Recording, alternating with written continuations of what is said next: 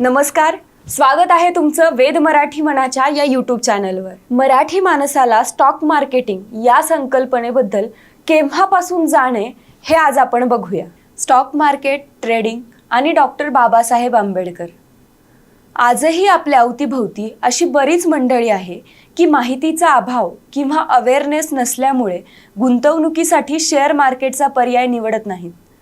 Share बाजारामधील सुस्पष्ट माहिती उपलब्ध असतानाही स्टॉक मार्केटमध्ये गुंतवणूक करण्यासाठी धाडस होत नाही। पण जवळपास 107 वर्षापूर्वी एका मराठी माणसानं स्टॉक मार्केटमध्ये इन्व्हेस्टमेंट कन्सल्टन्सीची स्थापना केली होती। ज्या स्टॉक मार्केटमध्ये मराठी माणसाचा टक्का वाढवण्यासाठी 2021 उजाडावं लागलं, त्याच स्टॉक मार्केटमध्ये डॉक्टर बाबासाहेब आंबेडकरांनी 107 वर्षापूर्वी पहिलं पाऊल ठेवलं होतं। डॉक्टर बाबासाहेब आंबेडकरांच्या व्यक्तिमत्वाचे अनेक पैलू आहेत। एकाच आयुष्यात त्यांनी वेगवेगळ्या भूमिका बजावल्या, ज्या भूमिका आज सुद्धा आदर्श मानल्या जातात। ते एक उत्तम वक्ते होते, राजनेता होते, पत्रकार, संपादक, लेखक, संशोधक, समाजसुधारक होते। पण आज त्यांच्या आयुष्यातला आणखीन एक पैलू आपण बोलतोय, तो म्हणजे बाबासाहेब आंबेडकर आणि गुंतवणूक। 1916 मध्ये बाबासाहेब आंबेडकर हे कोलंबियातून शिक्षण घेऊन भारतात परतले आणि आल्यानंतर लगेच त्यांनी 1917 साली एका कंपनीची स्थापना केली। कंपनीचं नाव होतं स्टॉक अँड शेअर कन्सल्टन्सी। कंपनीचं ऑफिस होतं दलाल स्ट्रीटवर, जेथे आज बॉम्बे स्टॉक एक्सचेंजची भव्य इमारत उभी आहे। विशेष म्हणजे तेव्हा बाबासाहेबांचं वय फक्त 26 वर्ष होतं। इथे आजही आपले बापलेक एवढ्या काढून परेशान आहेत, पण बाबासाहेबांनी इतक्या लहान वयात देशात इतकी सामाजिक प्रतिकूलता आणि आर्थिकता विचारांबाबत सजगता नसतानाही काळाच्या किती पुढचा विचार केला हे कळतंय। जिथे स्टॉक मार्केट ही संकल्पना मुळात नवी आहे, तिथं या माणसाने कन्सल्टन्सी उभी करणं क्रांतिकारी होतं।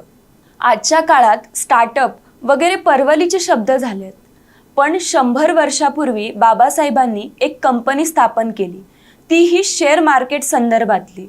म्हणजे त्यांचा आर्थिक विचार सुद्धा किती आधुनिक आणि प्रॅक्टिकल होता याची प्रचिती येते। स्वतःच्या आर्थिक नाड्या स्वतःच्या ताब्यात असाव्यात, इतका हा क्लिअर विषय होता। आजच्या काळात इतके सोर्सेस आणि माहितीचा भाडीमार असतानाही शेअर मार्केटकडे वळण्याची अनेकांची हिंमत होत नाही किंवा अज्ञान आडवं येतं।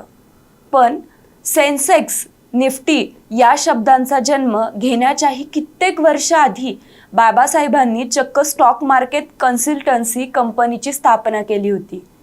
काळाच्या पुढचा दृढ आर्थिक विचार करण्याची या माणसाची क्षमता यावरनं कळते। सुरुवातीला स्टॉक मार्केट अँड शेअर या कंपनीचा चांगला परतावा दिला, पण कंपनीचं काम जबरदस्त सुरू होतं। इथून 100 वर्ष आधी गुंतवणूक करणारे साहजिकच उच्चवर्णीय होते, पण नंतर ही कंपनी चालवणारी व्यक्ती दलित आहे हे समजल्यावर क्लायंट येणंच बंद झालं आणि जातीय भेदभावांमुळे ही कंपनी नंतर बंद पडली। हा भेदभाव झाला नसता तर बाबासाहेबांच्या स्टॉक मार्केट थिअरीज सुद्धा आपल्याला आज कदाचित वाचायला मिळाल्या असत्या। असो, बाबासाहेबांचा अजून एक इन्व्हेस्टमेंटचा अँगल होता। 2014 मध्ये सुद्धा अनेकांना करन्सी ट्रेड हा काय प्रकार आहे हे नेमकं माहीत नाही, अनेकांना तर याबद्दल ऐकलंही नसेल। पण आज गुंतवणुकीसाठी इतके प्लॅटफॉर्म आणि शिकण्यासाठी सगळं उपलब्ध असूनही करन्सी ट्रेड तुम्हाला बोटावर मोजण्या इतकेच सापडतील। पण स्टॉक मार्केट सोबतच बाबासाहेबांना करन्सी ट्रेडिंग सुद्धा यायचं।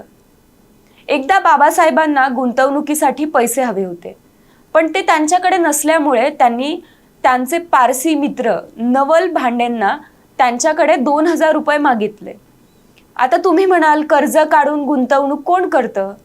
पण ज्याला रिस्क रिवॉर्ड आणि रेअर अपॉर्च्युनिटी ग्लोबल इकॉनॉमिक्स कळतं, तो उधारीवर घेतलेल्या पैशातून सुद्धा भांडवल उभं करू शकतो। हे बाबासाहेबांनी सिद्ध केलं। रिस्क है तो इश्क है। मुद्दा असा की येत्या काळात जर्मनी चलनाचा भाव वाढेल असा अंदाज बाबासाहेबांना आला होता. त्यासाठीच मित्राकडून घेतलेले पैसे त्यांनी गुंतवले आणि काही दिवसात खूप चांगलं प्रॉफिट त्यांनी कमवलं आणि उधारी फेडली. त्यानंतर शहाजी महाराजांकडून त्यांनी 200 पाऊंड्स घेतले.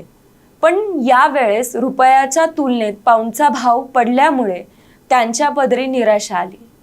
सामाजिक आघाड्यांवर लढत असताना आपण कंपनी काढावी किंवा आपला काहीतरी उद्योग असावा हा विचार किती क्रांतिकारी, विजनरी होता. बहिष्कृत हितकारिणी सभा स्थापन केली 1924 मध्ये. त्यांच्या उद्दिष्टांमध्ये उद्योजक तयार करणं, कृषी आणि औद्योगिक कौशल्यांसाठी प्रशिक्षण देणं हे सुद्धा होतं. बाबासाहेबांनी त्यांच्या मित्राला एक पत्र लिहिलं होतं आणि त्यात बाबासाहेबांचा मुलगा यशवंत आणि पुतण्या मुकुंद या दोघांना बँकिंग आणि किरकोळ व्यापार शिकावा असं म्हटलं होतं. इतकंच नाही तर बाबासाहेबांनी त्यांचे मित्र वराळे यांना तंबाखूचा व्यवसाय उभा करण्यासाठी 30,000 रुपयांची आर्थिक मदत सुद्धा केली होती. तर मालाला बाजारपेठ, खरेदीदार मिळावे म्हणून त्यांनी अनेकांशी पत्रव्यवहार सुद्धा केला होता. चांगली आर्थिक स्थिती अनेक प्रश्न सोडवू शकते या